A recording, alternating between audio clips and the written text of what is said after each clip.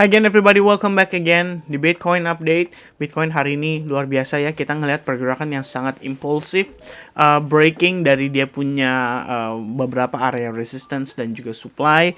Dan ya kemarin itu kita sempat bahas, by the way, di video yang lumayan panjang ini 23 menitan. Kita udah sempat sampaikan ke teman-teman sekalian bahwa ideally kita ikutin apa yang tren tunjukkan pada kita, terutama pada lower time frame, karena memang kalau misalkan di situ ada reversal, baru istilahnya kita ngelihat secara major itu juga berpotensi terjadi reversal. Jadi selama lower time frame masih mengkonfirmasi tren yang berlangsung, ya kita masih bisa follow up ya. Dan per hari ini kita ngelihat Bitcoin lagi retest terhadap area resistance. Nanti kita bakal bahas secara lengkap beberapa hal yang menurut saya cukup menarik pada pergerakan Bitcoin kali ini. Nah teman-teman, by the way, saya udah berhasil ya udah achieve ya teman-teman, bisa ketemu dengan Koryo dari Tokyo. Jadi kita udah sowan, udah ngobrol banyak. Saya pribadi merasa sangat berterima kasih atas kesempatan yang diberikan sama Koryo juga, terutama atas semua nasihat yang dia sampaikan ke saya. Itu memberikan banyak pandangan ya kepada saya, dan menurut saya itu adalah nasihat yang sangatlah bijaksana gitu, dari pengalaman beliau yang sangat luar biasa. Kalau misalkan teman-teman follow dia punya YouTube update every day, kalau misalkan dia lagi cerita soal pengalaman hidupnya, itu sebenarnya adalah goldnya ya. Istilahnya itu adalah the precious things yang kita nggak bisa beli, yang kita nggak bisa pelajari di luar sana. Dan itu jauh lebih berharga kalau buat saya, teman-teman sekalian ya. In the end kita bikin video ya. Video nanti akan saya upload di YouTube di YouTube channel saya. Ya, mudah-mudahan teman-teman bisa terhibur ya dengan video itu yang akan nanti kita upload. And ya, prosesnya mungkin akan sedikit delay karena saya harus pindahin dari kamera dan lain-lain. So I think teman-teman pasti hari ini juga pengen tahu dong untuk posisi daripada update Bitcoin yang kita lakukan terakhir itu seperti apa. Nah, teman-teman, kemarin itu kita sempat mention ya soal bagaimana market istilahnya memberikan impact ya. Dan di sini sebenarnya kita sempat ada pembahasan. Wait a minute. Ya, di video ini teman-teman ya, kita sempat ada pembahasan di sini. Saya sempat mention soal kita nggak baik berasumsi, dalam artian kalau misalkan oke, kita punya area resistance, kita punya supply, sebaiknya jangan pasang jaring. Kalau misalkan saya sih pribadi lebih baik seperti itu. Kenapa? Karena at the end, kalau misalkan memang market sudah harus bergerak impulsif, kita jadinya tersangkut gitu loh posisinya. Kalau misalkan kita udah ngeset jaring dan kita sudah istilahnya mengambil posisi layaknya kita sedang betting gitu. Kalau saya sih personally nggak begitu suka melakukan hal tersebut, karena biasanya kalau misalkan kita pasang posisi kayak menggunakan limit order, terus kayak oh yakin nih pokoknya sampai di area ini bakal ada tahanan, umumnya jarang terjadi ya. Dalam artian oke lah, mungkin dari 10 kali trade kamu bisa ya berhasil gitu loh. Kayak misalkan contoh gini deh, ini kita lihat di posisi Bitcoinnya ya, time frame 1 jam. Di area yang sama istilahnya kamu mungkin bisa dapetin potensi trade dengan ya mungkin area yang sangat rendah, sehingga kamu kayak wah ini dia nih ya, saatnya untuk berbalik arah dan lain sebagainya, kamu bisa masuk. Tapi kalau misalkan posisinya lagi fresh ya, pada saat dia lagi kenceng banget, itu kadang-kadang gak selamat teman-teman, kadang-kadang. Makanya saya di video terakhir sempat mention ya soal sebaiknya kita tidak perlu berasumsi, as long market still showing us bahwa momentumnya masih berada di bullish, ya kita tinggal follow aja momentum tersebut. Dan terakhir ya kita ngelihat ada beberapa altcoins ya, ini saya sempat mention kayaknya, tapi saya nggak tahu di menit yang keberapa ya. Saya ada sempat mention ya, ada beberapa altcoins yang terakhir kita lagi pantau bersama dengan teman-teman advance group juga. Jadi koin-koin tersebut akhirnya ikut pump juga ya, berbarengan dengan si Bitcoin. Dan itu adalah sebuah kondisi yang sangat baik. Tapi kalau misalkan teman-teman nih, seandainya kalian ada yang lagi mungkin lagi entry posisi long, dan biasanya sih kalau misalkan posisi sudah berjalan kayak begini, itu kalian makin greedy ya. Jadi makin mencari koin-koin lain, mana nih yang belum ngepump, mana nih yang masih bisa di entry. Alhasil resikonya jadi lebih meningkat. Jadi itu yang perlu saya take note buat teman-teman sekalian. Make sure kalian kontrol greed-nya kalian ya, jangan terlalu serakah. Kalau misalkan udah ada beberapa trade yang udah berjalan, yang sudah dalam keadaan profit, syukuri and then move on ya. Jangan mencari lagi istilahnya lebih banyak koin untuk kalian bisa entry, karena pada saat nanti marketnya siap di profit taking, ya kita ngomongin bigger player ini kan pasti at some point dia akan profit taking.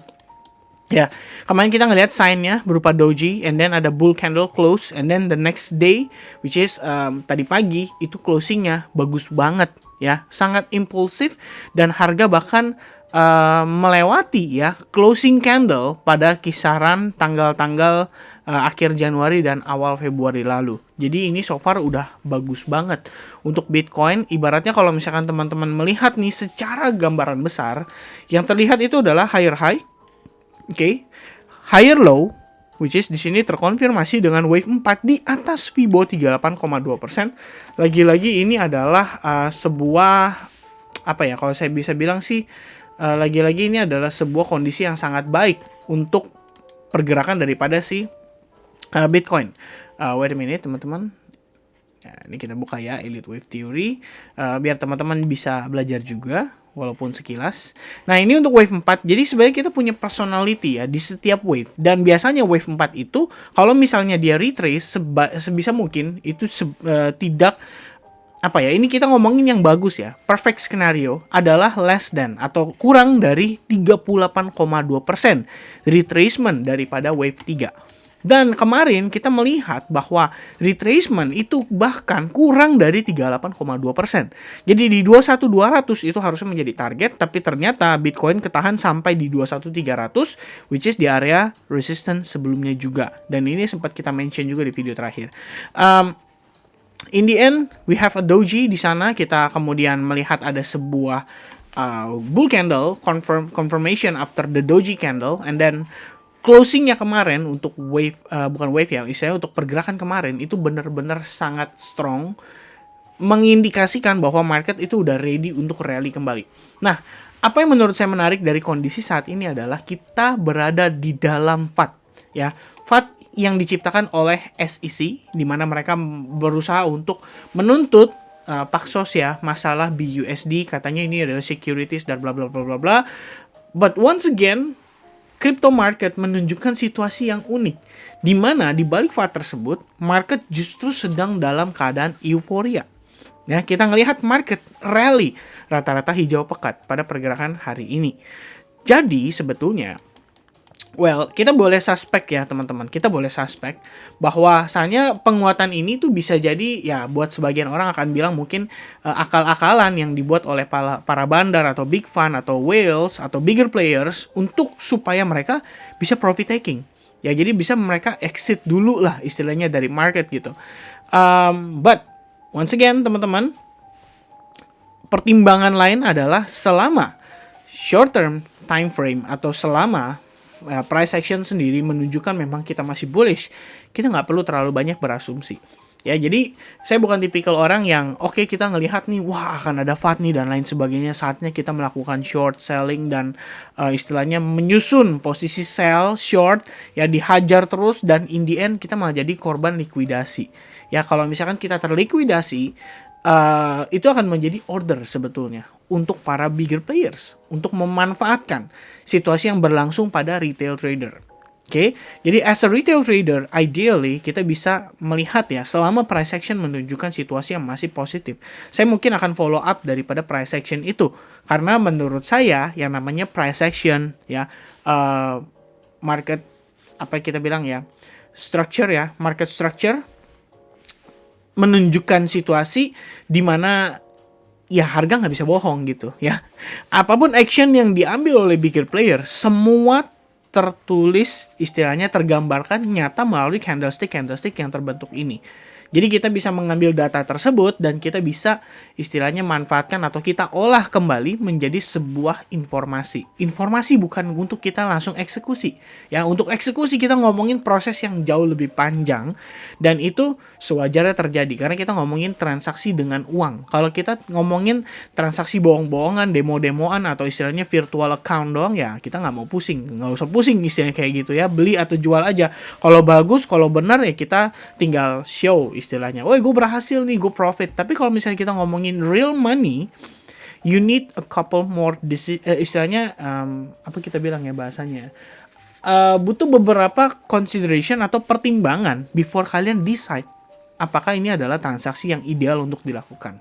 Oke, nah untuk Bitcoin kita punya resistance yang sangat major di $25.240 ya. Kalau kita ngelihat nih badan candle kan masih bagus nih teman-teman sampai dengan posisi saat ini.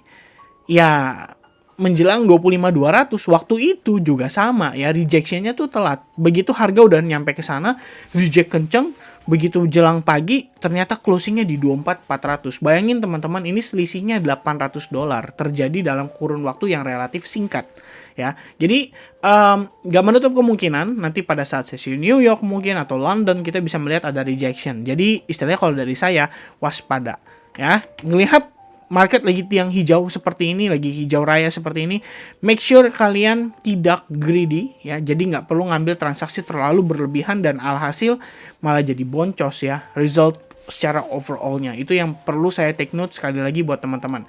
And in the end, kalau kita lihat di sini progress kita mungkin kalau berdasarkan Elliott Wave Count, I think we only still ya teman-teman ya. Kita masih berada di wave 1 major. Jadi kalau misalkan nanti kita masuk ke dalam fase koreksi, itu bakal berpotensi menjadi wave 2 kita ya. Jadi masih ada satu kali progress yang mungkin lebih impulsif dari situasi saat ini. Dan kita belum tahu situasi itu apa yang menjadi pemicu atau triggernya. Sejauh yang saya tahu saat ini adalah inflasi masih memiliki resiko untuk naik. Dan kita tahu bahwa Jerome Powell dan kawan-kawan itu masih dalam keadaan hawkish ya. Kedepannya kita belum tahu apa yang akan terjadi, but in the end dengan pertimbangan tersebut kita tetap harus waspada, at least dalam posisi kita mengambil itu jangan sampai size kita berlebihan dan akhirnya menyebabkan account kita malah jadi boncos gitu ya. Itu adalah satu yang paling saya hindari. Jadi always make sure risk management teman-teman itu berada di dalam kondisi yang ideal dan secure atau aman. Alright, so itu dia untuk time frame daily ya. Sekilas untuk time frame hourly, kemarin kita sempat bahas tentang terbentuknya broadening bottom pattern pada time frame 4 jam ya. In the end, saat ini kita punya resistance di top, kemudian broadening bottom berfungsi dengan baik ya. Begitu break, kita ngelihat next candle langsung nanjak lagi signifikan, and then we have big fun zone di bawahnya. Ya, ini adalah area yang bisa dikatakan sebagai area strong demand karena mampu mengangkat harga Bitcoin push ya sampai new high level dengan kondisi yang relatif singkat gitu ya, sangat powerful lagi. Kita ngelihat dari segi momentum dan volumenya juga semua mendukung. Jadi kalau misalkan untuk lihat secara garis besar ya, kalau saya sih bisa bilang kita ngelihat break yang terjadi ini tuh benar-benar firm atau bisa dibilang benar-benar kokoh, benar-benar strong, dan mungkin bisa di follow up lagi kalau misalkan kita ngelihat pergerakannya nanti. Begitu koreksi, prosesnya tuh sangat slow atau korektif. Belum lagi membentuk chart yang namanya continuation pattern. Kalian bisa bilang misalnya falling wedge atau mungkin bullish pennant dan lain sebagainya, itu masih bisa di follow up. Alright, yang penting adalah EMA 21 terutama untuk time frame 1 jam itu masih berfungsi sebagai support. Ini menandakan bahwa momentum buyers pada market itu masih kuat. Ya, dan selagi itu terjadi, kita nggak perlu berasumsi. Once again, kalau dari saya sih pribadi nggak nyaman ya istilahnya pasang jaring, wah ini kayaknya naiknya udah mulai mentok nih, udah saatnya sell short dan lain sebagainya ya. Kalau teman-teman mau berspekulasi feel free, karena buat saya selama kita belum ada konfirmasi, Big Fund belum nunjukin ke kita bahwa mereka udah mulai profit taking ya, semua itu hanyalah gambling ya. Setidaknya itu kalau bagi saya. Kalau misalkan udah ada sign-nya ya, at least kita mendapatkan transaksi dengan probabilitas yang lebih tinggi ya. Setidaknya kita udah punya konfirmasi, udah ada tanda-tandanya. Alright, so itu dia teman-teman ya. Saya juga pengen say thank you buat teman-teman sekalian yang udah memberikan komen di video terakhir soal angka ya 0,75% and that stuff ya. Itu merupakan sebuah afirmasi once again buat teman-teman supaya lebih confident ya dalam progres kalian mempelajari lah ya istilahnya financial market. Dan ya saya cuma pengen say thank you buat teman-teman sekalian yang udah support channel ini juga.